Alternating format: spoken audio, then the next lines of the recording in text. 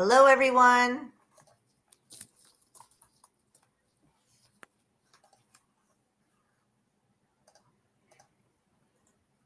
I see Jess is on.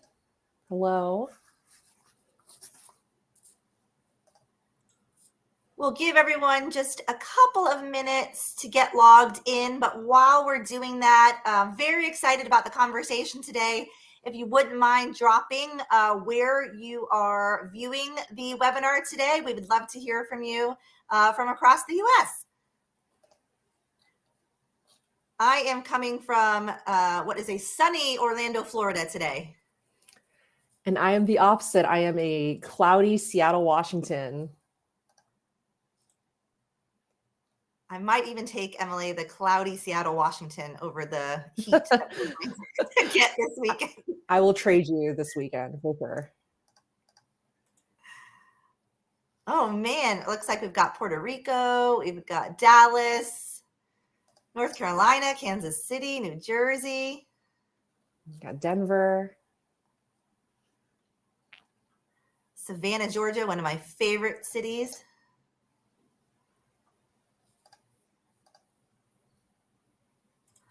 We'll give just a couple more minutes and then we will go ahead and hop into today's content.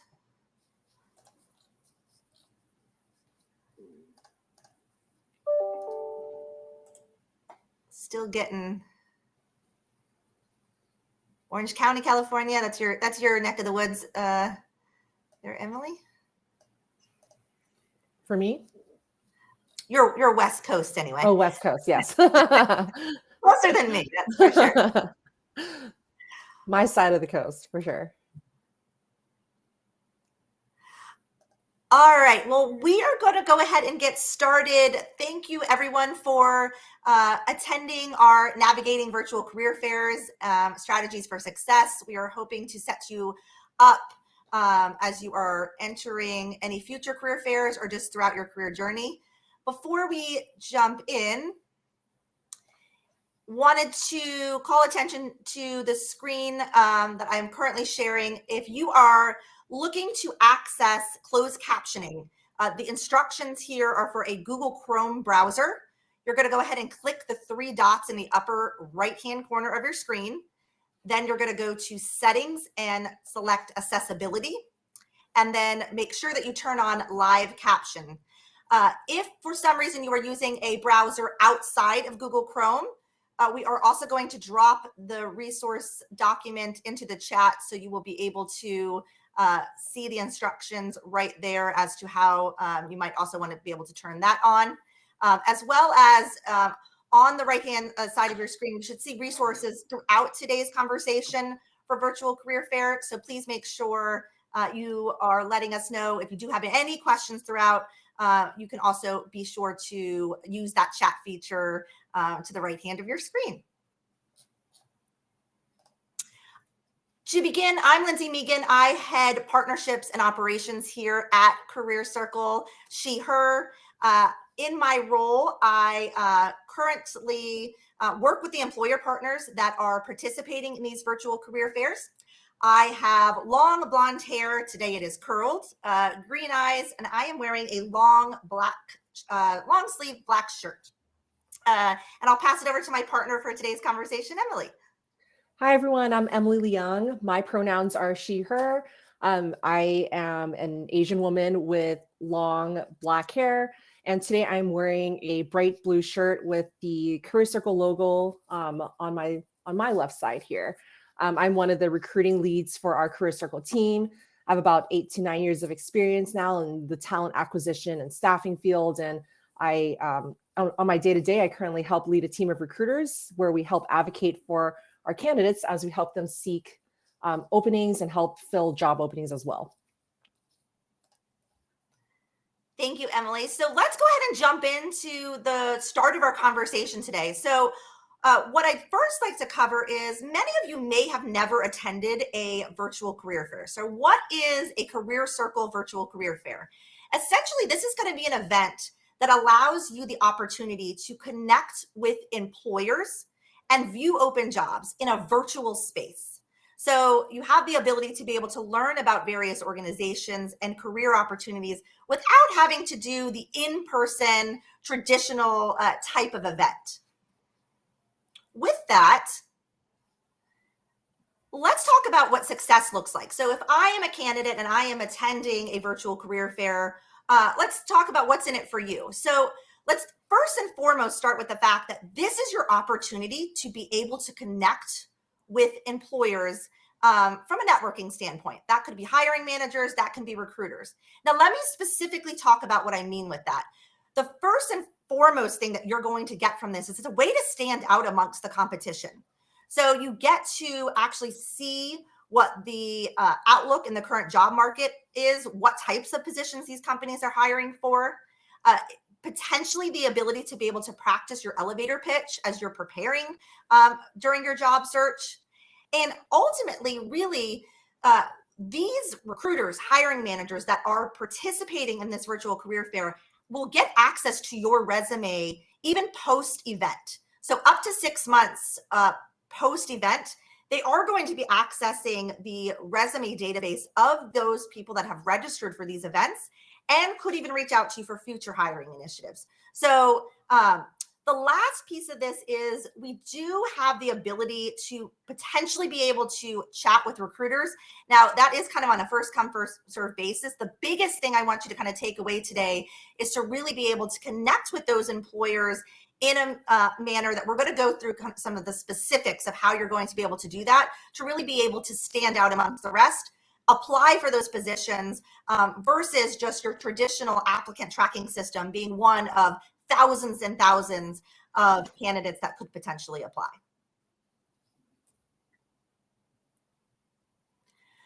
So I'm going to turn it over now to my partner here, Emily, who's going to take you through the first step of this is how do you set yourself up for success before the event?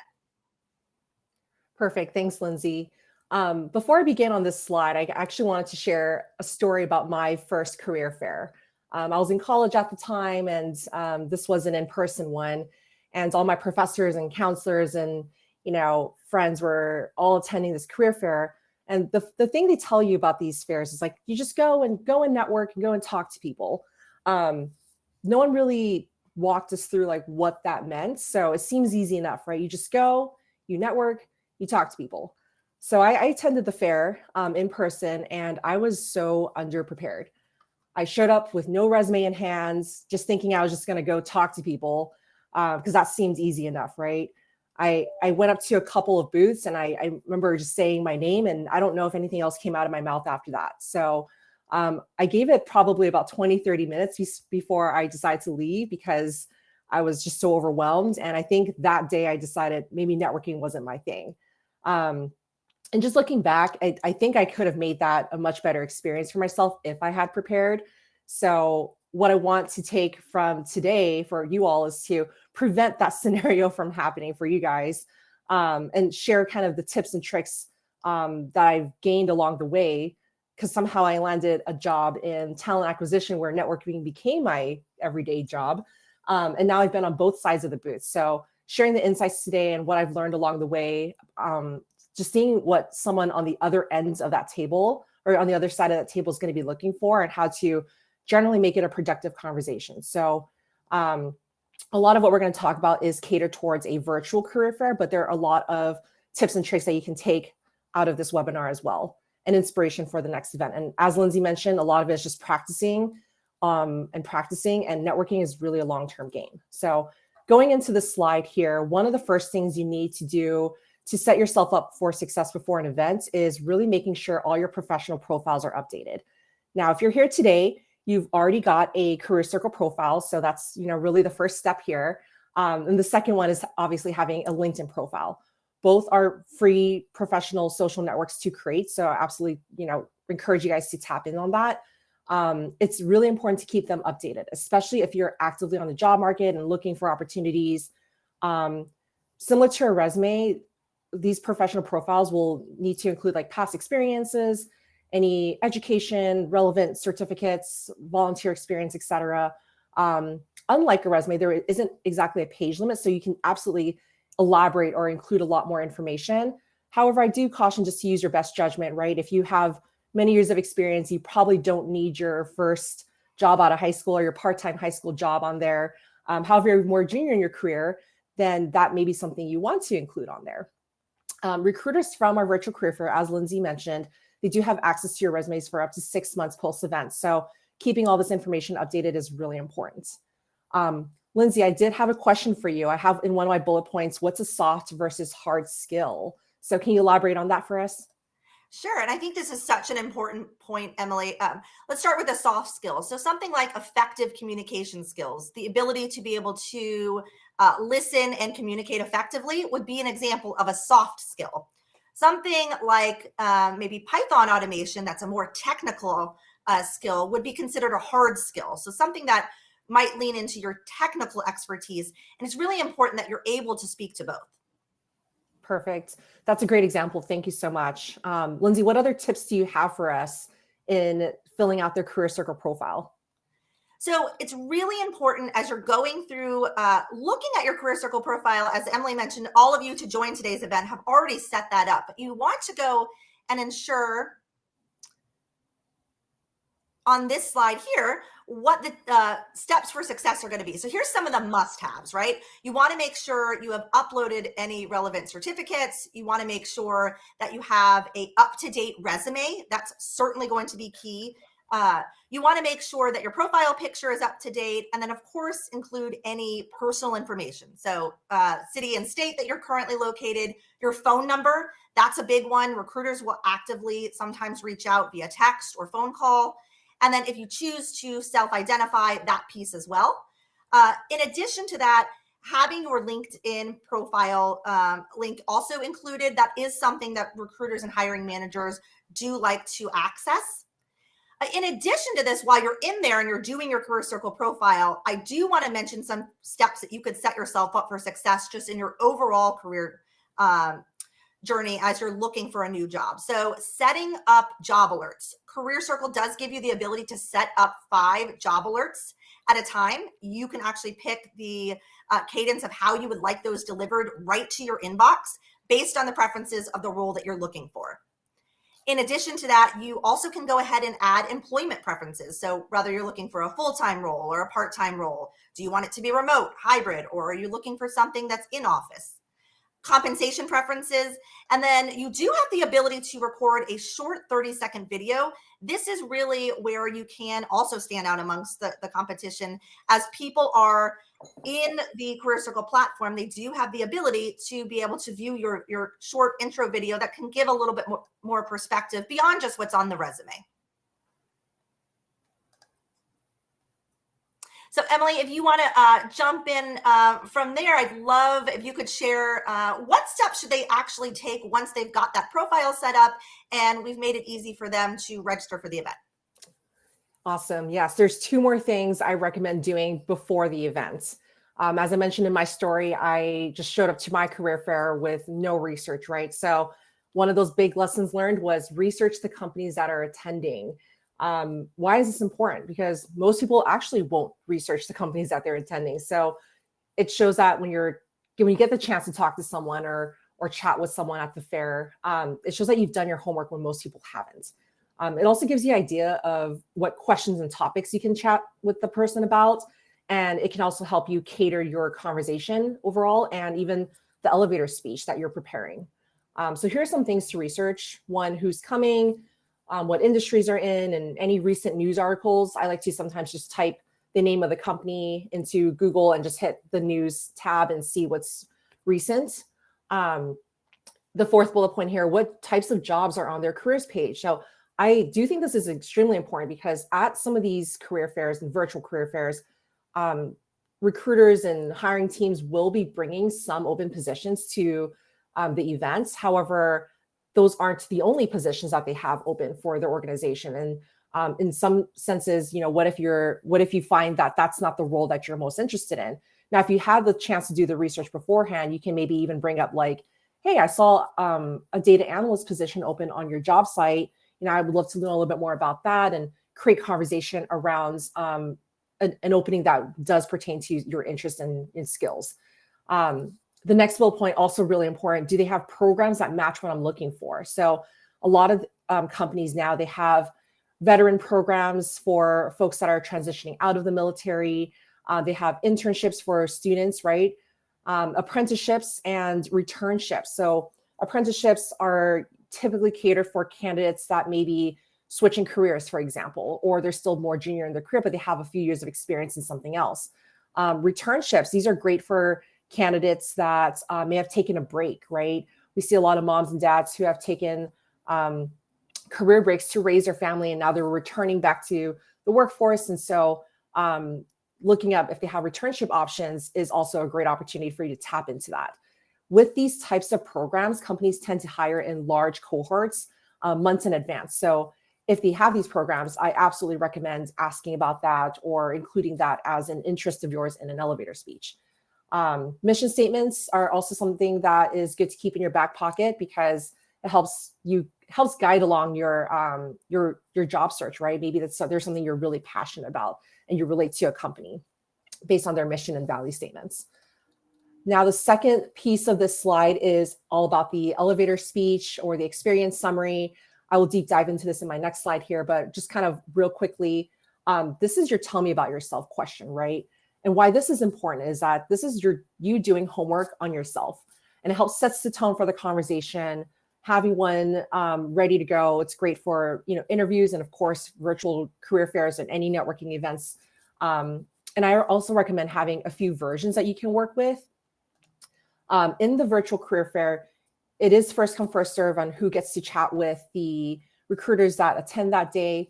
But even having one written out, if you don't get to chat with someone, vocally, you might be able to do it via the chat function or leave a message. That's a great place where you can insert an elevator speech along with a resume, for example.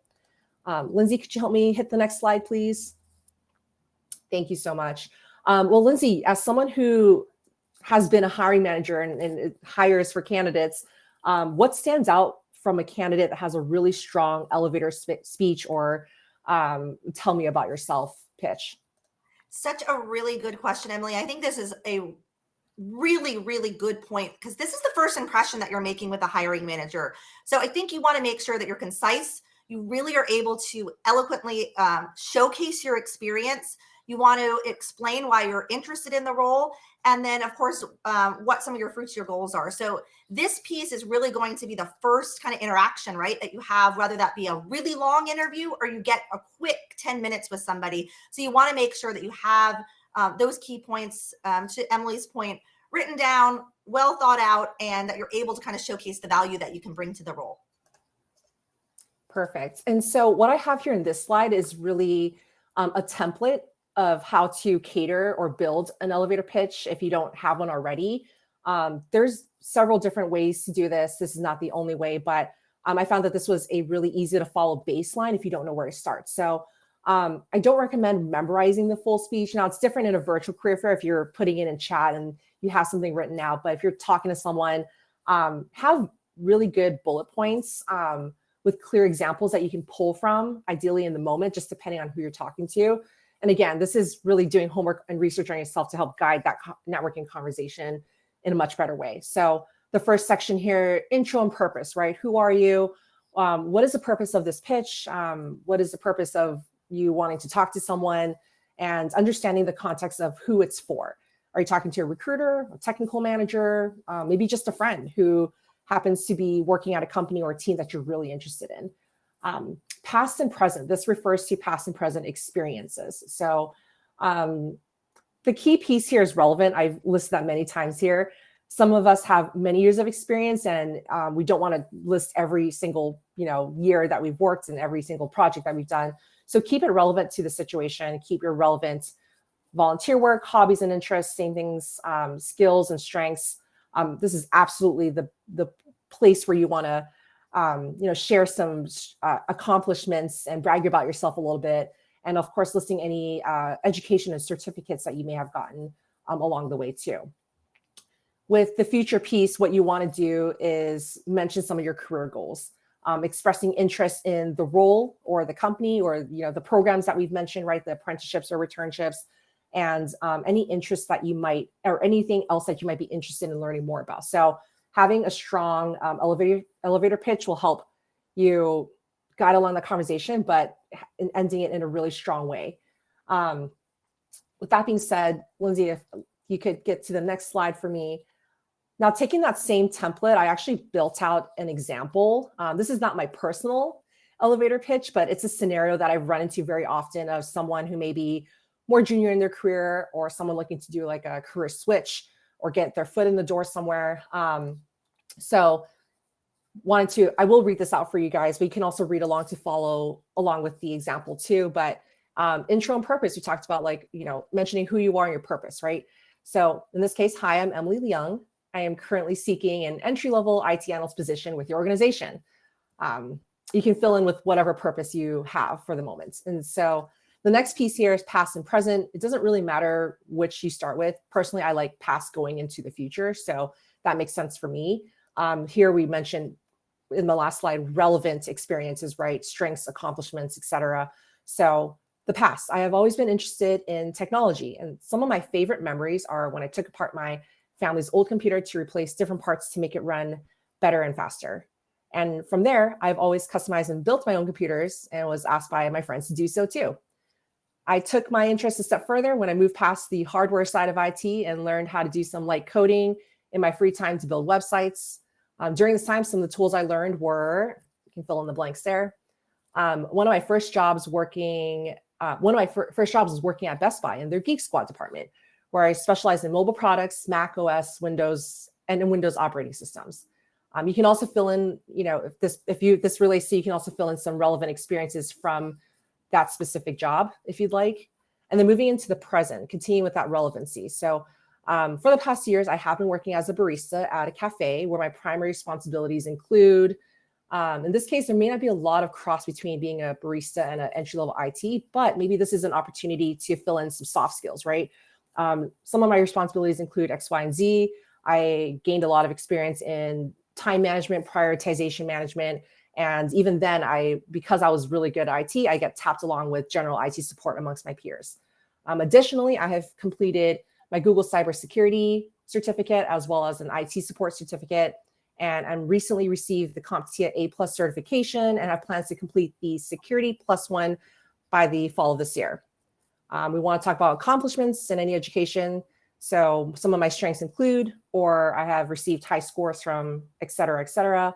And then ending strong with your future. I saw your organization has internship programs, and I have a strong interest in.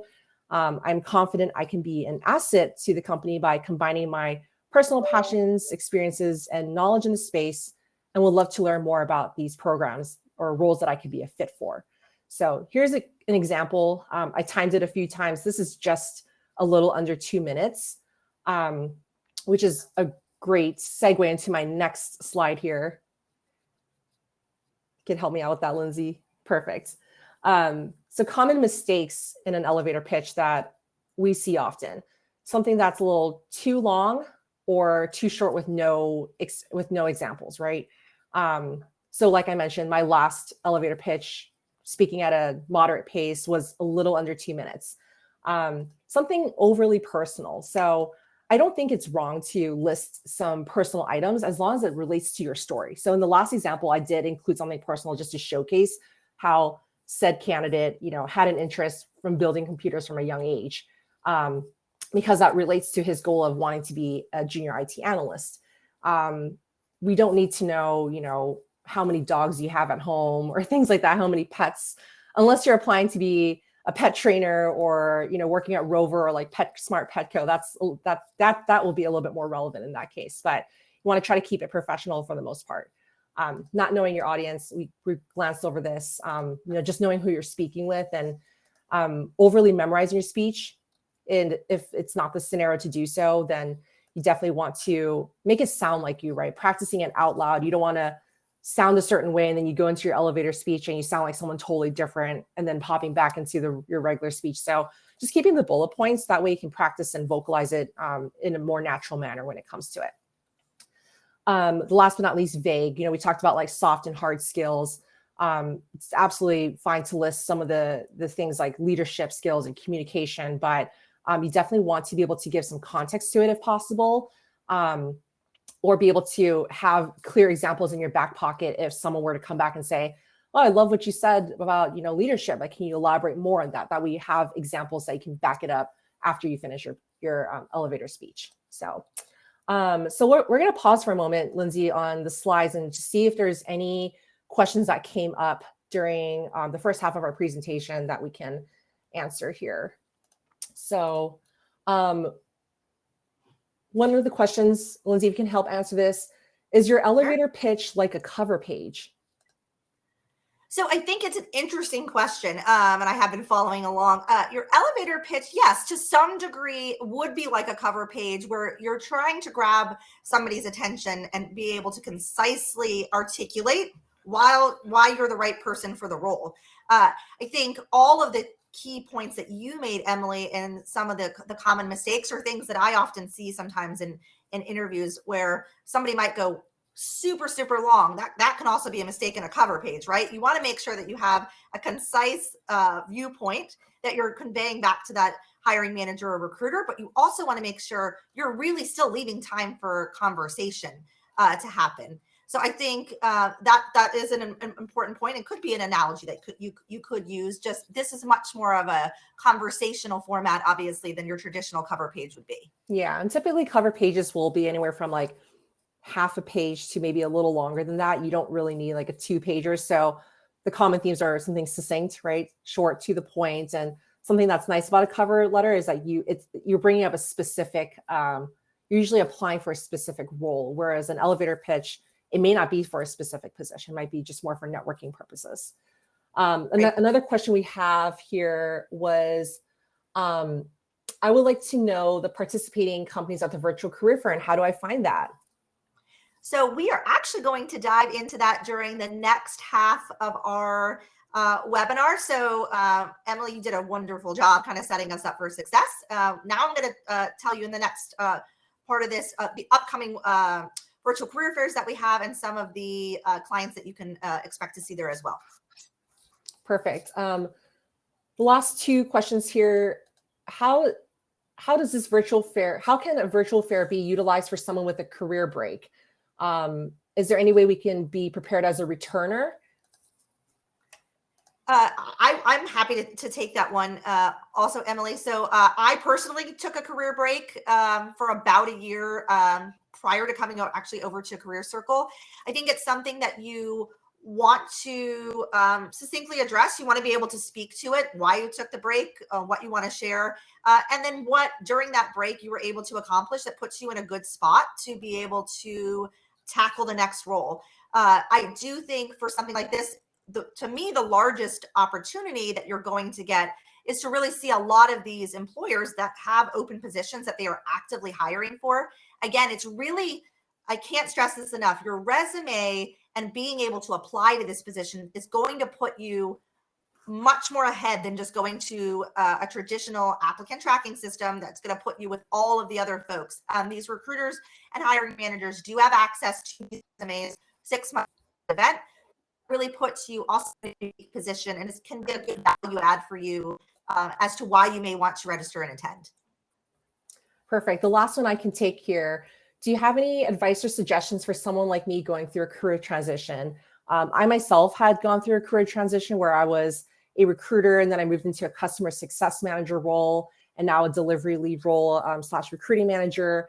For me, I focused on the relevant, like any skills that can be, what is the word for it? Like can be crossed over, right? So as recruiters, as an example, as a recruiter, I talked a lot. I had a lot of experience interfacing with candidates, and in a client success or customer success manager position, there's a lot of client engagement. So there's this common theme of having to work with people and understand their needs and wants and how to help them through that process and consult them through. So I thought about the skills that are that I can take from one role to another and applied it to my elevator speech and even in my resume. So that's one way you can do it when you're going through a career transition, is you may not have that exact experience, but there's got to be something that you've practiced or are practicing that you can bring up in a conversation like this. So we do have more time for Q&A at the end of this presentation, but Lindsay, I will hand it off to you now on how to set up for success during the event. Wonderful. So I am seeing a lot of questions as how do I register? How do I know what upcoming events you all have? How do I know what employers are going to be there? So that's what we're really going to dive into for the next portion of this. So first and foremost, to register for the event, you'll see a screenshot up here. If you were to go to careercircle.com/events, you are going to see all the events that CareerCircle has upcoming, including the remaining 4 virtual career fairs that we will have for the remainder of the year. Our next virtual career fair is Tech Her Way, which you can see a screenshot there on June 13th, still open for registration. So that's the first thing you want to do. You want to log into your CareerCircle profile and account. You want to go to our event section and actually register for the event. Here's what that registration form looks like. So the cool thing is a lot of this information that's in your profile auto-populates for your registration for the career fair. So we do try to make it super, super simple for you. 2 key things to point out. You'll see this skills section that's highlighted here. That section gives you the ability to be able to select a number of skills from a drop-down list that might apply to your experience. So you do want to make sure you can select multiple skills. You want to make sure that you are selecting the skills that are relevant to your experience that you want a recruiter or a hiring manager to know. The other portion of this that I want to make sure that you are noticing is the licenses or certifications. You want to make sure those are also up to date. A lot of our team will come in and actually search by both skills and the licenses or certifications. So what a great opportunity for you to be able to showcase those on your registration. And then the last point I'll make here is to please make sure your resume is up to date. Make sure your resume matches what's on your LinkedIn. That's also something, as I mentioned previously, that the hiring teams are going to go check out. So that's just some tips for success. And it really is a very easy way, obviously free to register as a CareerCircle member for all of the upcoming events. So now let's dive into what happens during the event. How do you set yourself up for success? So if you've never attended one of these, here's what you're going to see when you first log in. Similar to what you saw today, there will be a lobby that will have a number of booths for all of the participating companies. So you can see here, this is a mock lobby, but this is essentially what you will see when you log into an event. The first thing I do want to call attention to is CareerCircle will always have a support booth. This is a technical support booth. So you're having issues, you can't access something, you have a technical question, this is where you want to go. From there, you're also going to see all of the companies that are participating. So you have the ability to be able to enter the company booths, just like you did for today's webinar. And from there, you will see all of the opportunities that employer is currently posting for this specific event. So again, going back to how do you make yourself stand out? By applying to these positions, it's really going to put you in a smaller pool than if you were to just apply in a general applicant tracking system. A couple of really key things that I also think are important to note. So there are some features within each of these booths that you can use to interact with the employer. First being this chat feature. So you are able to come in and actually chat one-to-one. But first, you need to get in line. So as Emily mentioned, there is the ability to get in line with these employers to potentially chat with the recruiter. Sometimes the lines can get a little bit long. You want to make sure that you're entering multiple lines. And again, this is just kind of an added bonus to the point that you are able to actually go in and apply for these positions. So something I did want to kind of point out, and do make sure that you get in multiple lines if you're interested in multiple positions within a company. From there, say you are able to join briefly, you register and you are able to apply to a couple of opportunities that you see within the booth, but you're only able to join for 30 minutes as an example. You can actually come here and leave a note for recruiters that they can see after the event. This would be something I would highly, highly recommend because again, the main focus of this is not necessarily to even speak with a recruiter, but to put your name out there so you're able to apply for these positions. They're able to access your resume following the event. And then you have this note feature where, to Emily's point about the elevator pitch, you can actually come in and highlight some of the reasons why you might be a fit, leave a note for that recruiter so they can potentially access your resume following the event. And then after the event, there are some key takeaways. Again, you're really trying to make yourself stand out. So we hope to give you tips today that really help you to do so. The first being, go on and follow the companies from the virtual career fair on LinkedIn. They may have additional roles that you potentially could be interested in down the line. It's a way to also see what initiatives that they have out, as well as, to Emily's point, any mission statements and things that they might be passionate about. You also want to make sure you are sending a thank you note. If you do get the ability to be able to speak to somebody, that's a way to stand out amongst the crowd, is really thanking them for their time post-event. The third thing I would highly recommend is creating those alerts for jobs within the CareerCircle platform for those companies that you're interested in. So companies will have the ability to post up to 7 opportunities within this CareerCircle virtual career fair, but they may have additional positions that may align that they've also posted on careercircle.com. So those job alerts make it super easy. They come right to your inbox. And again, you get to set the cadence that those are coming in daily or weekly. And then finally, make sure that you're following the hashtags and groups on LinkedIn. This is, again, a way to really learn about these companies, what it is that you can potentially use within a follow-up conversation or interview if you would be lucky enough to be selected to do so. So you asked, how can I know about what events that you have coming up? So I did tease that we do have our next virtual career fair on Thursday, June 13th from noon to 3 p.m. Eastern Standard Time. In addition to that, you can also go in and register for the upcoming events that we have past that. So you can see following that, we will be doing a Together We Thrive virtual career fair on Thursday, August 15th. And accessible employment on Thursday, October 3rd, and then serving those who served a virtual career fair on Thursday, November 14th. So really trying to give you all and the employers as much opportunity to network and connect. Go on, register for these events, and we will be releasing the employers as each of these events approach.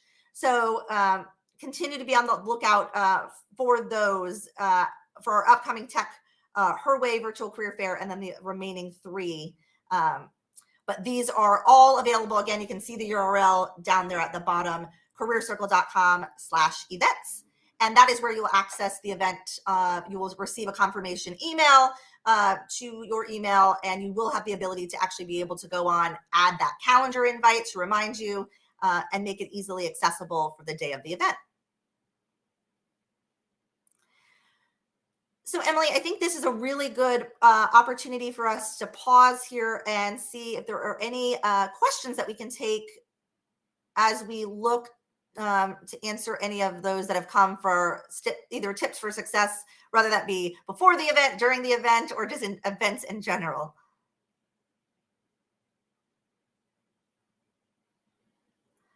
Oh, Emily, I think you might be on mute still. How about now? Yeah, now I can hear you. Okay.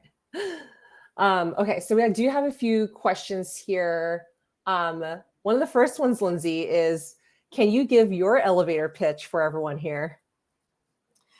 So I could. I will say that much like the advice you gave there, Emily, I would want to, if I was preparing for a virtual career fair, I'd want to write that out. I'd want to get my latest experience here with CareerCircle, right? I've been here for a year and a half, being able to explain what it is that the role of the opportunity was, why I am interested in it, how my past experience fit in, how my current experience is going to play the role, and then why I think I would be a good fit. So I do think it's important. You want to make sure preparing right for these events is key. And so while I could give you an elevator pitch, I would want to take that time and all of the tips you just mentioned, Emily, to make sure I'm setting myself up for success.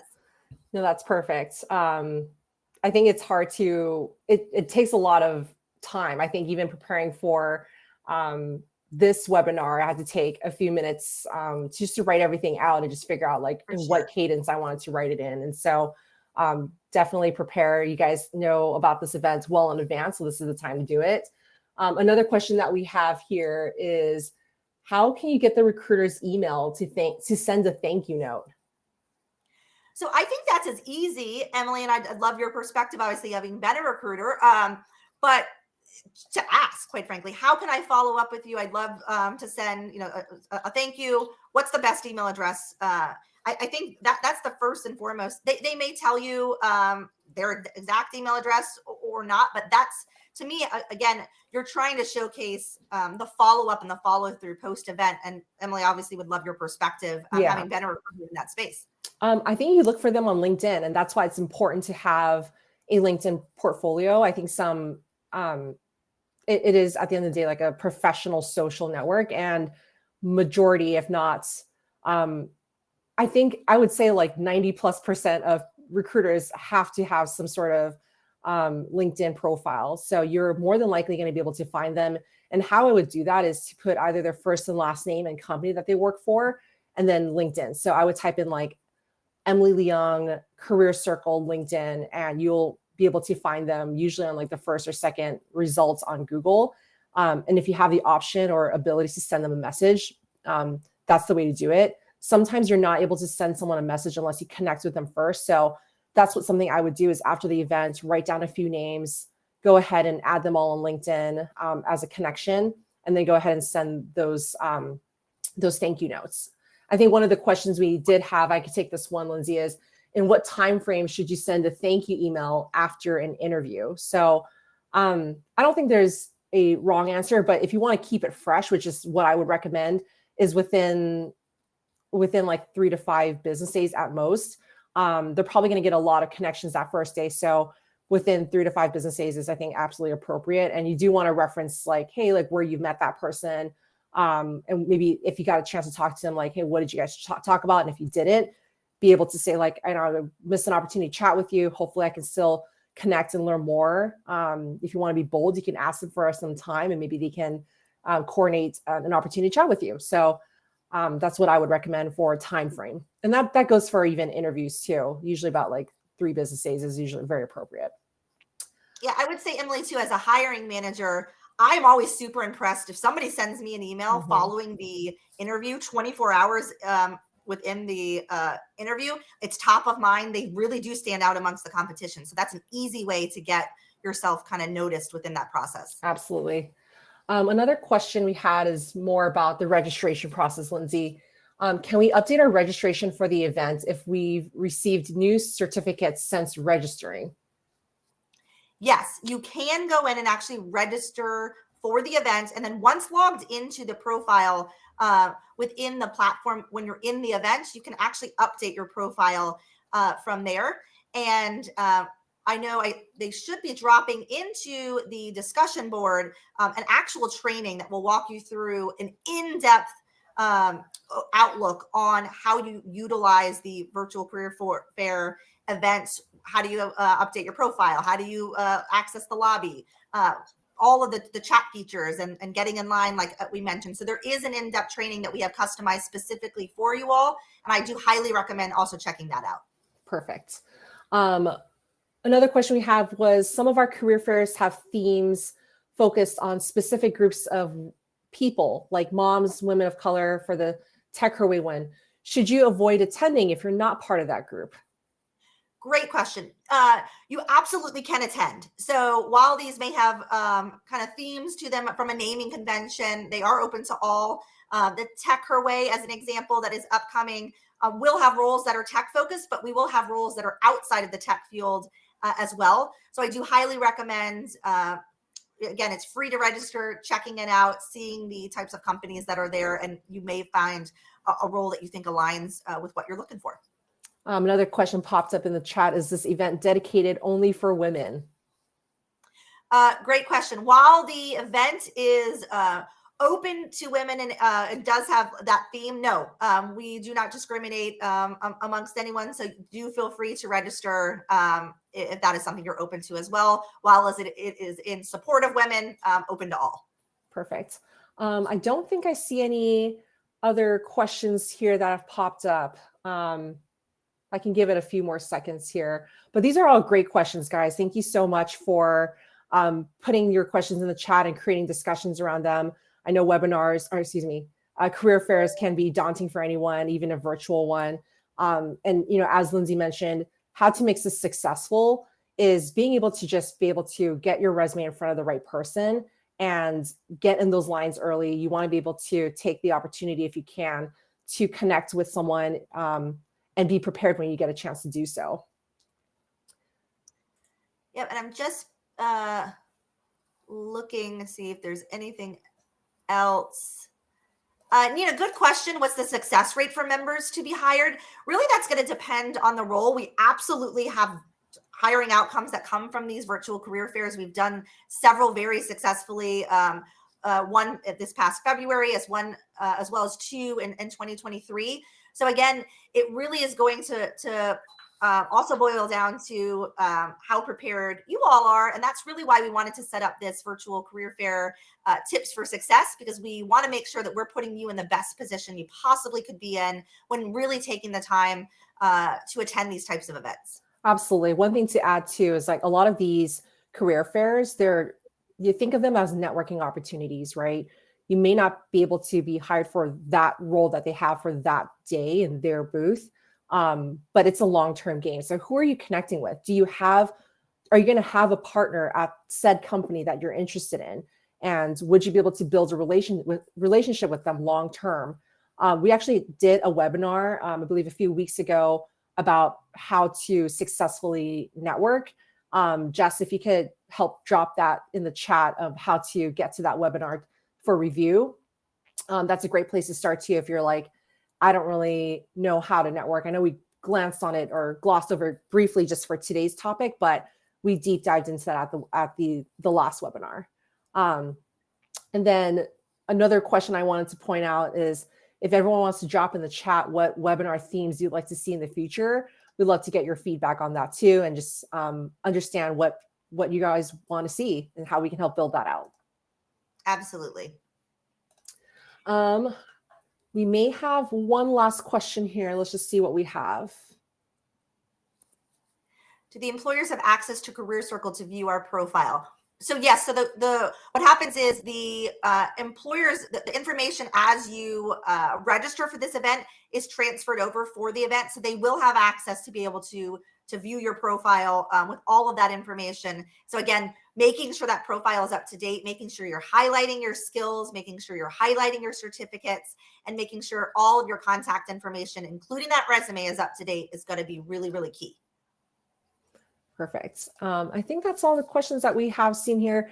If you have a question, I want to thank Jessica, one of our partners here, who's been answering a ton of questions on the side for you all. So feel free to connect with both Lindsay and I on LinkedIn. And Jess also dropped our profiles somewhere in the chat here. I'll have to scroll down to find it, but feel free to connect with us on LinkedIn. If you have any additional questions, let the team know. But wishing you all a good rest of your day and happy career fair. So good luck to everyone and wishing you all the best. Thank you so much. Very much appreciate the time.